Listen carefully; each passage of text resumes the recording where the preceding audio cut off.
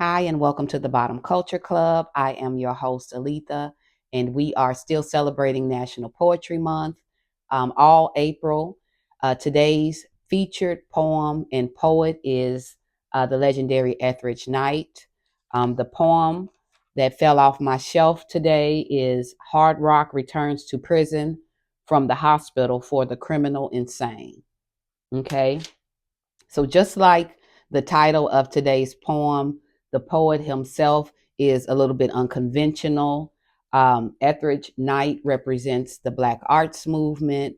So, similar to a previously featured poet, Nikki Giovanni, he's equally as well known also. However, he did not have the same traditional beginnings in poetry.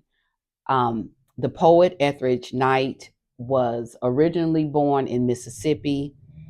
His family moved to Paducah, Kentucky, where he, struggled. Sorry about that. Where he struggled a little bit with fitting in. So he was frequently running back and forth to Mississippi, getting into a little bit of trouble. And it was during this time that he really began honing his skill as a poet. So he didn't necessarily begin in the classroom. His exploits with language and his poetic sensibility came from his time ripping and running the streets in Mississippi. Okay. His style mirrors this background in that he honed his skills in pool rooms, at bars, and he utilized a style of poetry, the spoken art, where um, similar to playing the dozens, right? They called it toasts, where the speakers or the poets would kind of tell these hyperbolic stories, heroic tales, using creative language, metaphor, etc. So he has the skills. He just simply exercised them in a different platform. All right. So Etheridge Knight, also a little bit to know about him, very interesting. He was endorsed by Gwendolyn Brooks. So Gwendolyn Brooks, as a traditionalist, as one of the most famous, well-known poets of her time, especially representing the Chicago Renaissance, um, representing that old guard. So, in ushering him in and giving him credibility, Gwendolyn Brooks was a major supporter of Etheridge Knight. He also is the former husband of, um, legendary poet Sonia Sanchez. They were married for a short time, but only because I find this poet so interesting. I wanted to give you guys just a little bit of background into his style. It says, like his life of imprisonment and release, addiction and discipline, Knight's poetry develops through a dialogue between death and resurrection. So he uses a lot of imagery around violence as well as love. Again, this death and resurrection kind of playing opposites, exploring, conflicts, the dualities. So the poem itself, Hard Rock Returns to Prison from the Hospital for the Criminal Insane, is equally interesting, and you guys will see influence of his background in terms of a spoken art artist and him, kind of looking at the dark and light of things. Okay. It says Hard Rock was known not to take no shit from nobody, and he had the scars to prove it. Split purple lips, lumped ears, welts above his yellow eyes, and one long scar that cut across his temple and plowed through a thick canopy of kinky hair.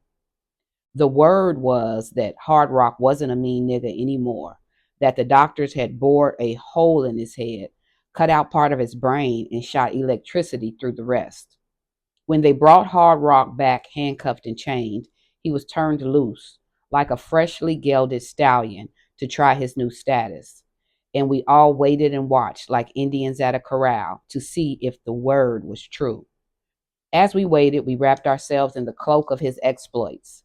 Man, the last time it took 8 screws to put him in the hole. Yeah, remember when he smacked the captain with his dinner tray? He set the record for time in the hole. 67 straight days. Old Hard Rock. Man, that was one crazy nigga. And then the jewel of a myth that Hard Rock had once bit a screw on the thumb and poisoned him with cephalic spit. The testing came to see if Hard Rock was really tame. A hillbilly called him a black son of a bitch, and he didn't lose his teeth. A screw who knew Hard Rock from before shook him down and barked in his face.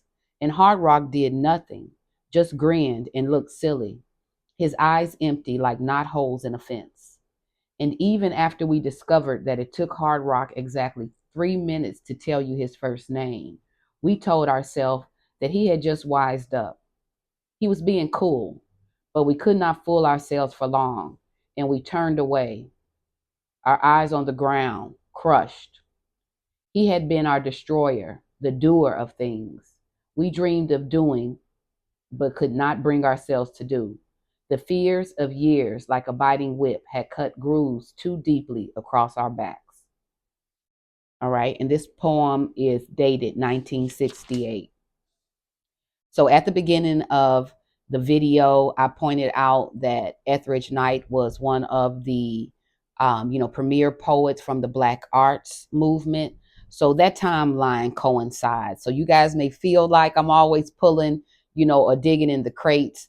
But if you get a chance, check out the first video for the Bottom Culture Club, where it gives a little bit of background. It gives a little bit of layout on the overall vision. We do focus primarily on contemporary literature, especially African American literature, here on this channel. With it being the Bottom Culture Club, it really highlights Black culture through a Sankofa lens, where we're looking back at the wisdom given from, a lot of times who have moved on to be our ancestors, writers like Toni Morrison, Zora Neale Hurston, Nikki Giovanni, Gloria Naylor, Sonia Sanchez, June Jordan, quite a few of the not only known but lesser known writers of that movement. So the contemporary period, the women's movement as well. So Etheridge Knight, very important to that movement. He represents what the Black arts movement was primarily about, where they were attempting to reestablish a norm. So even his freedom to write, his popularity, based on the fact that he uses this straightforward language, he uses what's considered non-traditional, and he is being promoted and praised for it, shows how successful the movement was. Also keep in mind that the Black arts movement wrote, produced, whether it was the written word, whether it was film, art, in any capacity, music, arts in any capacity was the aim of that particular movement.